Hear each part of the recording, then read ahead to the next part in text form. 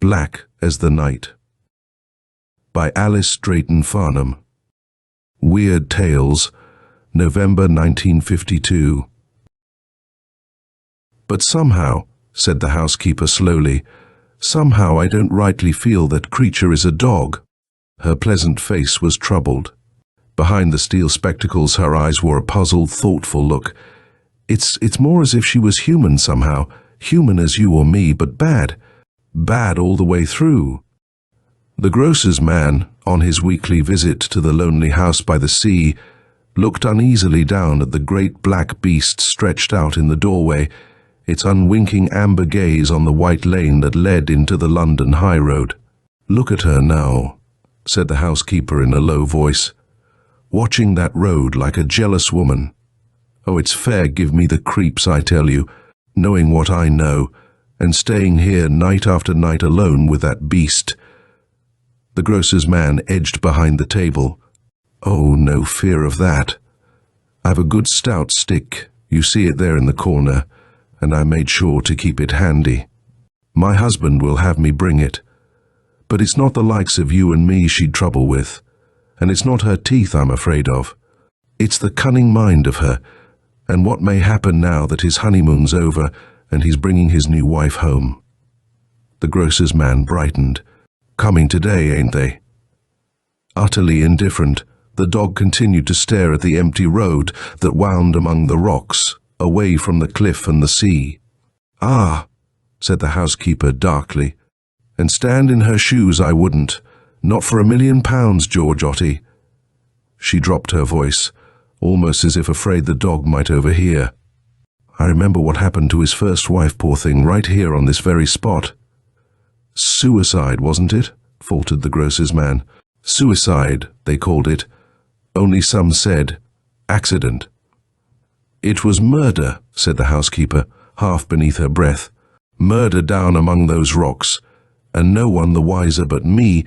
Murder, and I know the one who did it." Tyne Dog lifted its head then and looked at her steadily, its yellow eyes alight with perfect intelligence. The upper lip lifted just a trifle over the sharp white teeth in a silent snarl, and then the dog turned its head back and once again lay motionless, watching the lonely road. At its other end, in London, Moira Glenn stepped laughing into her new husband's car to begin a long journey. By Charles's expression, she could see that the laugh had been a mistake, but you can't just switch a laugh off in the middle. Your face feels so foolish. "Oh dear, that's the worst of marrying on such short acquaintance," she thought. "I don't know which things I can laugh at and which I can't." Charles's nice mouth set in rather a stubborn line. He was thin and dark and intensely serious, which was perhaps why light-hearted Moira loved him. That, and his wonderful skill as an artist, and the hint of tragedy in his past. "I'm sorry it strikes you as ridiculous," he said stiffly. "Mrs. Bunty told me at the last minute she won't stay any longer than a week, and I can't very well let Jet starve just because she has a rival," Moira finished gravely. "All right, darling. It's Hofer Road's End I can do with the sea breeze anyway." Hofer Road's End was all very well, but when Moira saw the place, she felt a sinking of the heart. Lonely, Charles had said, but she had never pictured anything so savagely remote as this grey stone house on the cliff. Silent and dark and ugly it stood near the edge, under an overcast wind-broken sky. Beyond it, a path led down through a scattering of jagged rocks to the sea. 3 wind-bent fir trees at the back leaned inward, all their branches flung out toward the house, as if long ago they had frozen in that attitude of supplication. Moira felt suddenly cold. Oh, why did it look like this? Why couldn't the sun have stayed out? She shivered as the car drew closer and slid her hand under Charles's arm. A bit out of the world. He gave her a half-apologetic look. "But you said you wouldn't mind, you know, darling. As long as we're together, you said." "I know." She squeezed his arm. "Silly, of course that's all that matters." But the feeling of chill and apprehension persisted. This house wanted none of her. A furious barking broke out within the house, high-pitched and almost hysterical. Charles laughed, the tension broken. Jet's heard the car. Now Mrs. Bunty will let her out.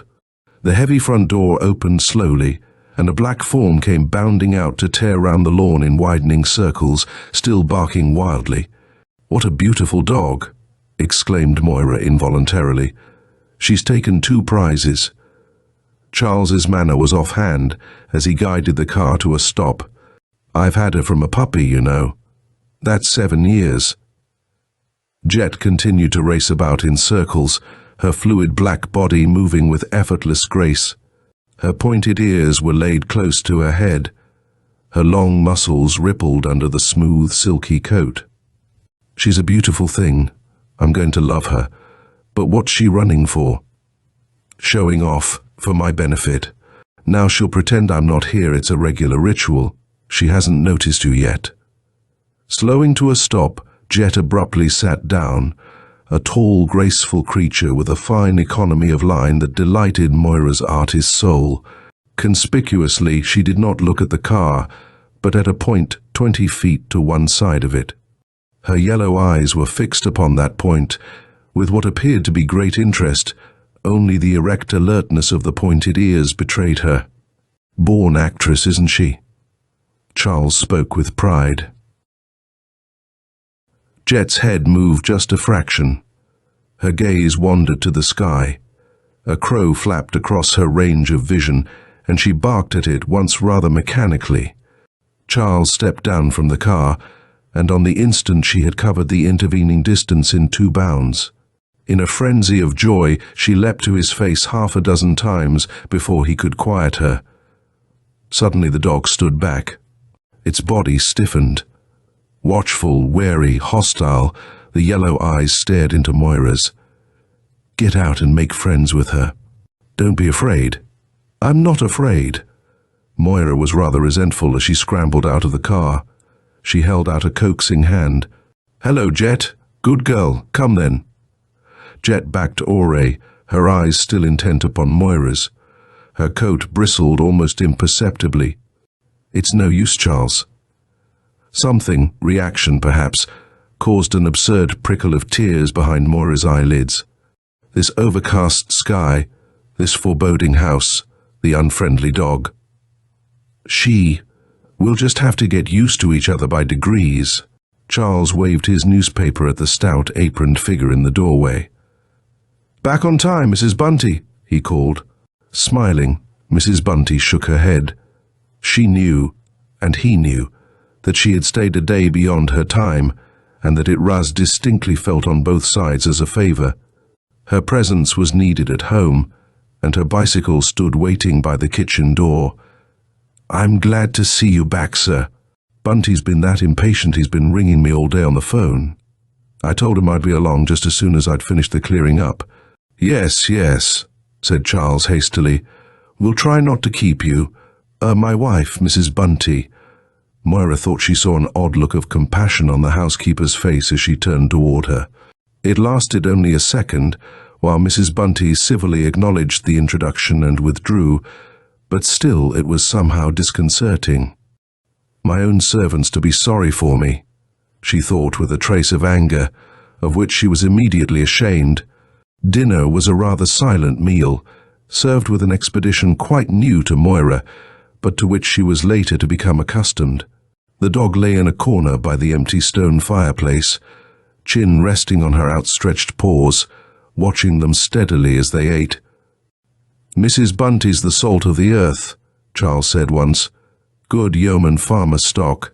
Husband's an invalid, that's why she needs the job. I like her looks," Moira admitted, "but I have a feeling that she thinks employers should be kept in their places. Shh! Here she comes now with dessert." They fell silent again. The dog continued to watch them from her corner. Strangely, the constraint which Moira had mentally attributed to the intermittent presence of Mrs. Bunty still persisted after she had gone. "I've never felt like this with Charles before," she thought. "I must be crazy."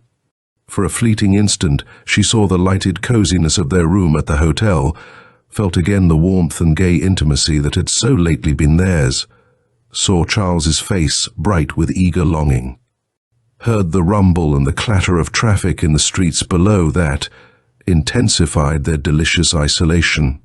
Already it seemed half a lifetime away. It's a long way to Piccadilly, she thought ruefully. But it wasn't. The trip had taken them less than 2 hours. That was why Charles had bought the house, he told her, close enough to London for him to keep up the necessary contacts with agencies and advertisers, remote enough to provide Di's solitude that his work demanded. Moira felt a little homesick when she thought of TI office. She wondered if they missed her. She might not be so gifted an artist as Charles, but she had carved a nice little niche there for herself all the same. They tried to scare her out of her impulsive marriage, of course. "My good girl, what do you know about the man?" Bill Conway had demanded, weaving his pipe. "He comes, he goes, he sells, he gets commissions, and dwells in some god-forsaken hole in the rocks along the Cornwall coast. What do you think you'll do down there, Count Batts?" Involuntarily now her gaze strayed to the dark beams. No bats. "I'm going to inspire him to higher things," she had retorted. "And for your information, I love solitude, and I'm fond of rocks, and I grow all pink and merry on sea air. And I'm going to," she had hesitated, "make up to him a little if I can. For Caroline." But why had Caroline killed herself, she wondered now, looking across the room at Charles. Why and how? He was absently stroking the dog that lay at his feet. Looking up, he caught her eye and smiled. "Lonely old place," he said apologetically. "Think you'll be happy here?" Moira perched on the arm of his chair and ruffled his hair. The dog gave her an inscrutable glance, got slowly to its feet and walked away. Charles's eyes followed it, but he said nothing. "Of course I will, silly, especially if Mrs. Bunty goes with it." Later that night, she was not so sure. When they went up to bed, the dog followed as a matter of course, and Moira lost her temper. "Charles, really? You're not going to tell me that animal stays in our room all night?" Charles looked gently obstinate. "But she'll get lonely. She always has slept in the bedroom, Moira. Even when," Moira wanted to cry, "even when Caroline was your wife." But she couldn't say the words even in her anger. Charles persevered. "You told me you liked dogs, Moira. You said you were used to them." "So I do, and so I am," said Moira shortly. "But in our family, dogs were slightly subordinate to the rest of the family. They didn't dominate the household. And I warn you, Charles Glenn, if that dog stays in here at night, I don't. We'll sleep in separate rooms." Charles gave in. In a rather sulky silence, he put Jet outside in the passage. Despite beseeching jabs at him with her forepaw, she refused to go voluntarily, and in the end had to be dragged across the room in a sitting position by her collar. Charles's lips tightened as he shut the door on her whines, but he still said nothing. The whining kept up all night. Sometimes it rose to the pitch almost of a howl, and at others sank to a sort of sobbing, but it never stopped for more than a few minutes at a time. And all night long, Moira lay quite stiff, and still on her side of the bed, in the unhappy knowledge that Charles too was awake and unmoving. Toward morning she must have fallen asleep. When she awoke, the room was empty. Mr. Glenn had to go to Pembroke on business, Mrs. Bunty told her, serving her lonely breakfast in the deserted dining room. Sunlight peered timidly through the narrow windows and lay in thin fingers on the floor. The dog was nowhere to be seen. "Mrs. Bunty," Moira stopped abruptly. She amended her question. Is Jet about?" Again that curious look of pity, and then Mrs. Bunty averted her eyes as she set down the teapot. "The dog went in the car with Mr. Glenn, madam." "Too bad." Moira helped herself to marmalade and reflected on the stupidity of last night's jealousies and irritations when examined in the morning sunlight. "I was hoping to make friends." "If you can, madam," said Mrs. Bunty gently. I recall the first Mrs. Glenn feeling the same, but she found, poor thing, some dogs and some people won't be made friends with. She stood for a moment in the doorway. If you'll excuse me, madam, I think it's not my place to say it, but sometimes I think it's important to know who our enemies are at the very beginning. The door closed very softly behind her. Moira sat staring at it for a moment, and very slowly and thoughtfully finished a piece of toast. Strange. Very strange indeed. Dogs weren't your enemies. They were your friends. You just had to know them. Nothing in the world more natural than that Charles should have become attached to the dog in the 3 years that had passed since Caroline's death. In a sense, Jet had been his only companion. Charles, with his almost morbid sensitivity, would have shrunk even more than his wont from meeting other people. The dog had become the friend of his solitude. How silly of her to have resented that friendship, even for a moment. And how silly of Mrs. Bunty to seem to suggest, with a little impatient movement of her shoulders. Moira went out into the kitchen. Mrs. Bunty was scouring a table, her back turned. Absently, Moira fingered a cup.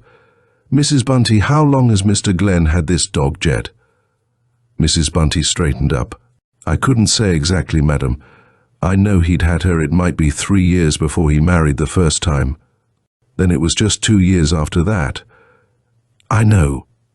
Moira struck in hurriedly. Only she didn't know. Charles would never speak of it. You say the first Mrs. Glenn didn't care for dogs." The housekeeper shook her head. "She'd one herself when she came here. A cute little thing. Jet killed it." "Oh yes, Mr. Glenn would never believe it," she added, at Moira's startled look. "But Jim Roberts's boy from the village, he saw them, up on the moors. The two of them went out for a run that day, but only Jet came back, happy and frisky and wagging her tail. They found what was left of the little dog, 3 miles on the moors, but Mr. Glenn said it couldn't be so. He said the boy was lying." Mrs. Bunty dipped a reflective brush in the bucket of soapy water. "It was about then that Mrs. Glenn stopped trying to make friends with Jet." Moira felt a little sick. On impulse, she said, "You don't like Jet, do you, Mrs. Bunty? Are you afraid of her?" The housekeeper put her brush down. She did not answer for a moment. When she did, it was to nod toward a stout ash stick leaning in a corner by the stove. "I'm not afraid of her, no. But there are bad dogs as well as bad people. I'd not stop in this house without that stick for company." Moira's eyes went to the stick for a second, and then she turned away. Gossiping with a servant, she thought shamefacedly. And probably nothing but village talk, all of it. Prejudice and dislike. I'll close my mind to it. When she had finished unpacking, she spent the day in not unpleasant exploration. There was a savage beauty in that barren spot that somehow explained the hold it had on Charles. She followed the little ravine leading from the house to the sea, and clambered over the rocks tumbled about the water's edge. Charles found her standing there, gazing out to sea, her hair blown straight back by the strong salt wind. When she heard his voice, she turned and held out her hands. Her face was alight. "Oh, Charles, isn't it splendid? This is where I'm going to spend my time." For just that instant, she noticed an odd look of strain about Charles's face, and then it was gone. He kissed her and held her to him for a moment. "Darling, I did make an ass of myself last night. Can you forget it?" "Darling, there were 2 of us," answered Moira promptly. Standing on tiptoe, she kissed him again. "Let's forget it." When he released her, she saw that he was staring at the rocks beyond her. The look of strain was intensified. "Look," she pointed to a pool just below them, hemmed in by rocks on the shoreward side, except for a narrow passage. "That's where I'm going battling tomorrow." A muscle twitched uncontrollably in Charles's cheek. Turning, he pulled her roughly along the path away from the sea. The hand gripping her arm was shaking. "Charles, what?" He didn't look at her. "Get away from there," he said harshly. "Get away. Stay away. Get away from those rocks." He pulled her faster up the path, so fast that she stumbled. "Charles, stop it. Tell me why." But suddenly she knew why. She stared at him with horror. "Oh, Charles, is that—" Charles's pace slackened a little, but he still wouldn't look at her. "She couldn't swim." His voice was harsh. "She just walked into the water. There in that pool. Nobody ever knew why. Jet found her when the tide went out. Jet stood guard over her. I found Jet there, between the rocks, and Caroline lying on the sand. The tide went out, and left Caroline lying in the bottom of the pool. She could see it. She saw Caroline lying quite still in a few clear inches of water, Jet silently watching. Her scalp prickled. "Charles, here's Jet," he said in a different voice. Mrs. Bunty's let her out. "Hi, girl. Good dog." Jet bounded down the ravine with her ears back, her whole face one laugh of delight. "Good dog," echoed Moira faintly. She held out her hand. "Come then, come along, Jet." With a shock of utter unbelief, she saw the dog come toward her, wagging her black stub of a tail with a placating whine. "You see?" Charles was triumphant. "I told you she'd make friends." Mechanically, Moira patted the dog's eager head. Jet licked her hand, and then, barking excitedly, leapt up to lick her face. Involuntarily, Moira shrank back, cloaking her revulsion with an unsteady laugh. "But Charles, Jet, what's come over you?" Panting with eagerness, the dog continued to leap at her face. "Oh, Charles, must she?" Moira pushed her away with a look of apology. "I'm ever so happy that she's making friends, if only she wouldn't lick my face." "Down, Jet!" the dog grovelled. "Stop it, you're making a nuisance of yourself." Jet slunk along at his side. The three walked up the path in silence. Moira realized with a slight sinking of heart that though the dog cast her a reproachful glance now and then, accompanied by a pathetic licking of Charles's hand, Charles himself would not look at her. Somehow, in spite of Jet's newfound friendliness, Moira had managed to offend him. She had been put in the wrong by a dog, she thought wonderingly. "I noticed Jet's making up to you," said Mrs. Bunty, a day or two later. "Just when Mr. Glenn's here." Moira stared at her book without answering. "So I didn't imagine it," she thought. "It is only when Charles is here that Jet acts so friendly. More than friendly, really. Affectionate, almost embarrassingly so. So heartbroken at the faintest breath of coldness, so pointedly going to Charles for comfort." As if Moira gave herself an impatient little shake and tried again to concentrate on her book. "She used to beg him to get rid of that beast," said Mrs. Bunty, going ponderously toward her pantry. Half crying, she was over it. Yes, many's the time. Moira closed her book. Jet was lying on the hearthrug. "Here, Jet," she called softly. "Come, girl, come over and let me pat you." The dog raised her head. She stared at Moira with an unwinking yellow gaze, but did not move. In that total lack of response, there was something almost of contempt. Pressing her lips together, Moira crossed the room. She knelt down. "Let's make friends. Jet, shall we go for a walk?" She put out her hand to stroke the sleek black head, but there was a barely audible growl.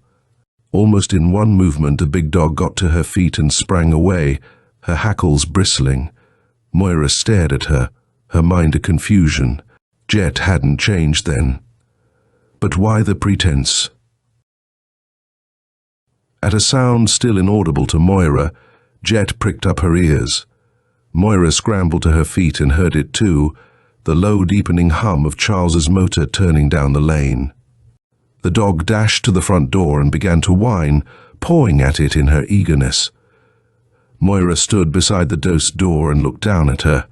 She was filled with sudden anger. "Oh, no you don't," she said through clenched teeth. "I'm sick of your always being first." Darting to the corridor door, she dosed it swiftly behind her and drew a deep breath. When Charles switched off his motor and jumped out, She ran out the side entrance to meet him. "Hello, darling," she called gaily. "I thought you'd never get here." From the house there came wail after ear-splitting wail. Charles's face darkened. He kissed her perfunctorily. "What on earth's wrong with Jet? Is she locked up?" Moira tried to laugh. "No, darling, not really. I just forgot to let her out when I heard you coming." Charles said gently. "You don't understand what a disappointment that was to her." Loosening her arms, he went toward the house, leaving Moira to follow. She dropped her eyes for a moment to hide the sudden tingle of tears. But what utter nonsense, to be crying because Charles loved his dog.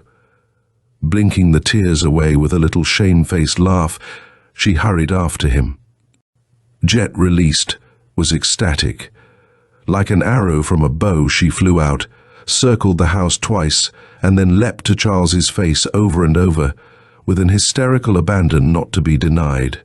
When Charles finally pushed her away with a soft, "Down, girl," she seemed suddenly to recollect Moira, standing rather stiffly to one side, cringing, wagging her tail, her whole body writhing in exaggerated submission and supplication. She crawled over to Moira and began licking her hand. Without thinking, Moira drew it away. "Why do you do that, Moira?" Charles's voice held displeasure. "Don't you realize she's sensitive? Why must you show so persistently that you dislike her?" "My God," said Moira, and stopped herself. "Never. And Mrs. Bunty's still in the house." "Let's go in," she finished lamely. "You must be starving." Jet followed them, walking close beside Charles, wagging abjectly and shrinking away whenever she caught Moira's eye, quite evidently in mortal fear. As she always does, Moira thought bitterly, as if when Charles is away I beat her. Dinner over, the washing up concluded, she stood at the window watching Mrs. Bunty pedal away, sternly erect, into the grey dusk. "Let's go for a walk, Charles," she said, with a touch of wistfulness. "On the rocks." No, not just the two of them. Never just the two of them. Only at night, and even then that haunting, tragic presence just outside their closed door. Charles looked up from his paper. "I'm a bit tired, dear. Why don't you go and take Jet?" At sound of her name, the dog moved closer and laid her head on his knee. "That's not what I meant." There was a lump in Moira's throat. She sank down on the hearthrug. "I don't think she wants to go for a walk. Do you, Jet?" The dog's tail wagged. With an almost imperceptible glance at Charles, she grovelled across the rug toward Moira. "What an affectionate thing she is." Charles's voice was fond. Moira stretched out an unwilling hand. The dog cringed and drew back with a faint whimper, her body wagging apologetically as she shrank toward Charles. He put down his paper. "Why on earth docs she do that, Moira? She tries so hard to win your love over and over, I've seen her. But what have you done to frighten her?" Moira sprang to her feet. She was shaking from head to foot. "Diaries, Glenn, do you realize what you're implying? Are you really out of your mind?" "I realize exactly what I'm implying," said Charles deliberately, "that your harshness and unkindness have hurt Jet's feelings so badly that she's afraid of you. A child could see that. I've never been unkind to an animal in my life." Moira's voice rose. "You've put me in an impossible position ever since I came here, you and that dog between you. I've tried to be understanding, I've tried to—" "Understanding?" His face was flushed with anger. "You don't know the meaning of the word. You're hard as nails where this poor dumb beast is concerned, and you know it. Jet's loving and sensitive. You've cut her to the heart. Don't you think a dog has feelings? Don't you think a woman has feelings?" Moira suddenly found herself screaming. "Jet, Jet, Jet, damn you, why did you get married at all? You don't need a wife, you've got Jet." She slammed the door behind her and ran up the stairs, weeping. Charles slept in the guest room that night. He was gone when she came down, listless and swollen-eyed, to breakfast. Jet lay in the corner, Her black body relaxed in easy grace. At Moira's entrance, she raised her head but did not move. Moira crossed the room and stared down at her. The dog's yellow eyes met hers without wavering. "I hate you," she said softly, bending closer. "You understand that, don't you? I hate you." Not a muscle of Jet's face moved. Steadily she gazed at Moira. In the end it was Moira who moved away, feeling shaken and slightly sick. She leaned against the open casement, staring at the heat-heavy garden without seeing it. "I must be losing my mind," she thought drearily. Talking to a dog like that, a dog. For appearance's sake she attempted to eat the breakfast that Mrs. Bunty put before her, but it was no use. Her eyes kept straying to Jet in her corner. Always the dog's eyes were on her, watchful, steady, a depth of still dislike cloaked beneath that impassivity. Abruptly, Moira rose from the table and walked upstairs. Padding footsteps followed. Sitting down at the dressing table, she could see in the glass Jet stretched out in the doorway, watching her. "Get out!" she screamed suddenly. "Get out! Get out!" Springing to the door, she pushed it with all her strength against Jet's weight, and when she had closed, it leaned against it, panting. "I'm losing my mind," she thought again. "This isn't me. I've changed. Something ghastly is happening to me, and I don't know what it is." The day was a still and breathless one, a weight of motionless heat oppressing the air. From her window she saw the sea, heavy and oily at the foot of the cliff. Not a bird was in the sky. "A dog," she thought wonderingly. "A dog is breaking up my marriage.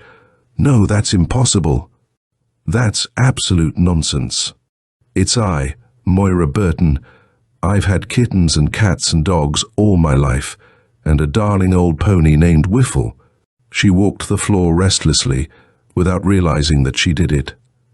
"I'll go for a swim." No, Charles didn't want her to go swimming because of Caroline.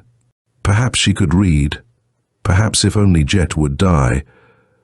The day grew steadily hotter, till it was effort almost to breathe. In the afternoon, Charles put through a trunk call from London. "Darling, I'll be a bit late. Look here, I'm frightfully sorry about last night. Did you sleep?" Sunshine flooded Moira. She drew a deep breath. "Oh, Charles. Oh, darling, I was so horrid." "I was horrider," he said apologetically. "I've got a bit unreasonable, I think, being alone so much. You know, I think perhaps we should stay in town. What do you think?" "Oh, darling," said Moira in a daze. "Just heavenly. Better all around, I mean.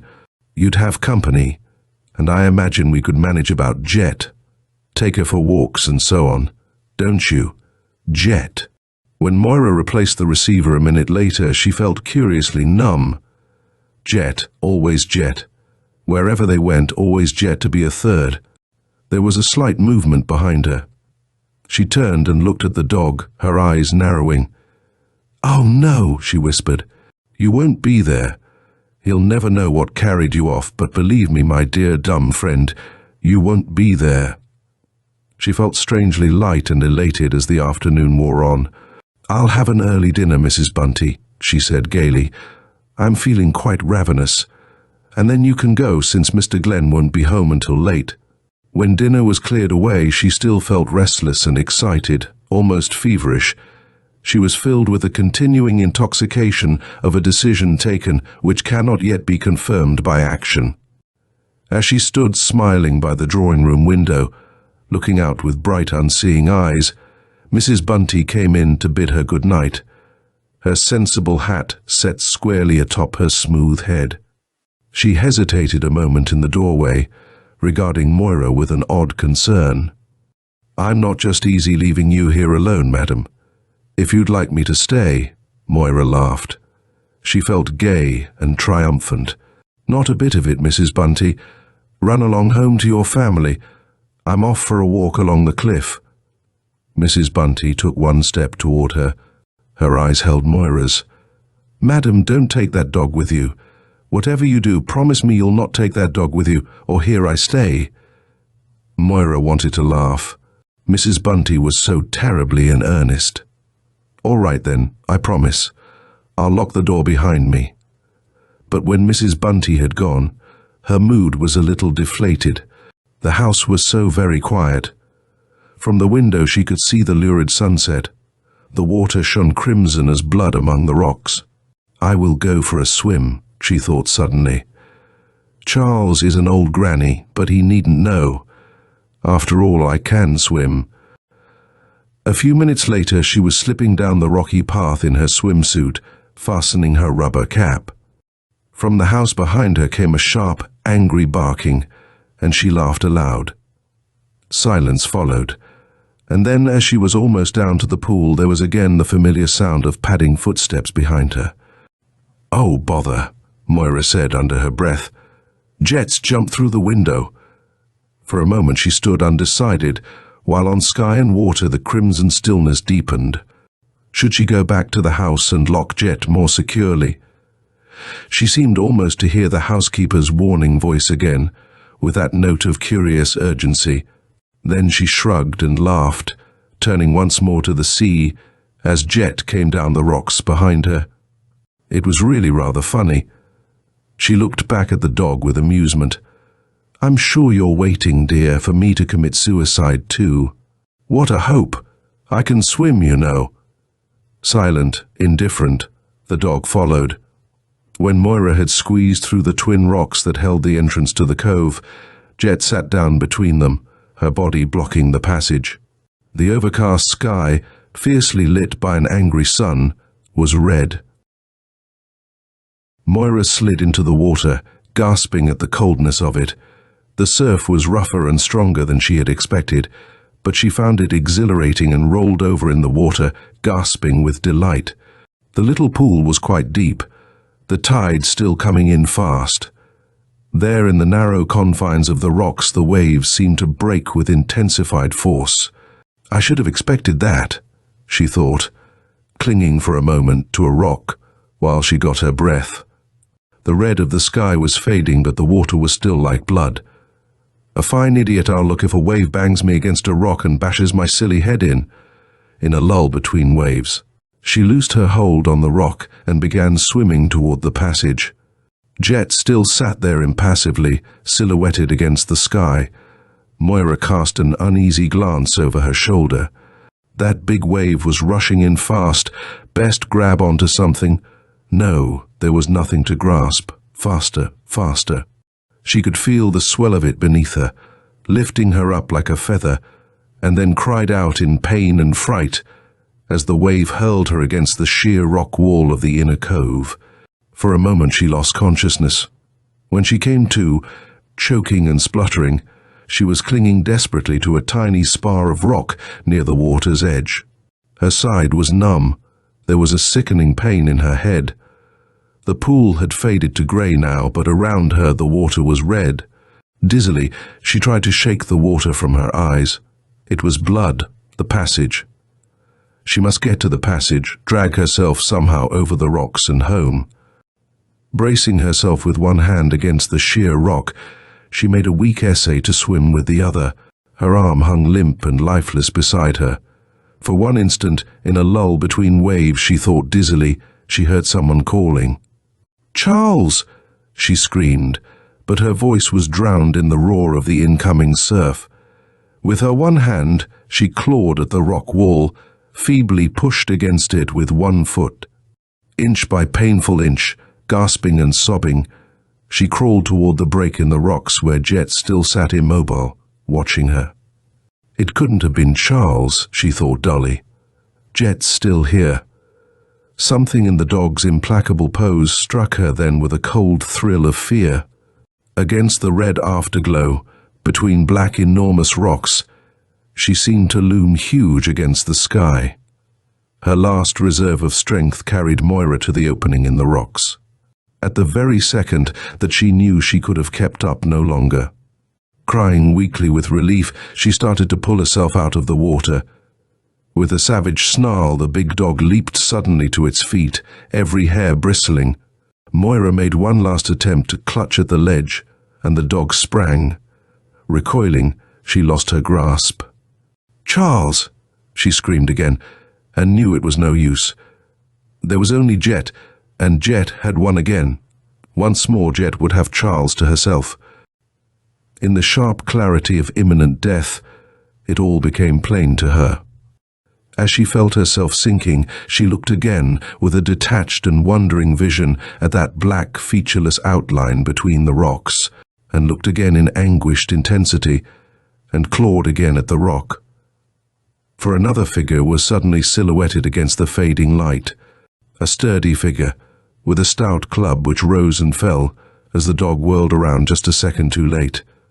Mrs. Bunty dropped to her knees at the water's edge. "Woman dear, catch hold my hand," she gasped, forgetting decorum for the first time in her life. "God, I thought I was too late. I thought that black beast had done for you." For a second, Moira hung helpless and limp from Mrs. Bunty's firm hold on her arms. "I can't," she whispered. "I can't make it." "You've got to." Mrs. Bunty's voice was urgent. "Now." She pulled with a will, and slowly, with pain that seemed breaking her body in two, Moira crawled out of the water, averting her eyes from the thing that had been Jet and lay utterly spent on the wet rock. Mrs. Bunty was breathing hard from her exertion, and for a moment neither of them spoke. "Something seemed to turn me back," said Mrs. Bunty. Just a kind of feeling when I was almost halfway home. I just knew, like as if a voice had spoke, I shouldn't have left you alone with that dog." A sudden noise sounded above the fret of the waves, the hoot of an auto horn. "Charles!" Moira gasped. She raised herself painfully from the rock. "Oh, Mrs. Bunty, what will we do?" Their eyes met. "He'll never believe it," Moira whispered. "Quick, Mrs. Bunty, push Jet into the pool. We've got to tell him. What can we tell him?" There was a splash as Jet's body slid gently into the water. Mrs. Bunty knelt and washed the blood from tire spot by the water's edge. Washing the club, she shoved it in a little recess in the rocks and pulled the scanty bushes across the opening. "I found you in the pool together, madam," she said rapidly. "Jet was trying to save you. Trying to save you, do you hear? The master would never believe what happened, not on our Bible oaths. He's deep, he'd cover it up, but all his life he'd hold it against you. Jet jumped in to save you, and a wave threw her against a rock and killed her, the same wave that nigh killed you. She died a heroine," murmured Moira, her eyes brightening. "Yes, he'll believe that." Her mouth twisted with the irony of it. "I'll be hearing about it for the rest of my life. I forgot something, we'll say, and come back and was a little worried to find you gone. Pulled you out just in time, and that's God's truth. When he sees the look of you, all covered with blood, and knows how close he was to losing you, trust me, madam, it's not Jet he'll be thinking of." "Moira," called Charles from the top of the path. "Moira, darling, where are you? Where's Jet?" Wildly, sobbingly rocking back and forth, Moira began to laugh. End of Black as the Night by Alice Drayton Farnham.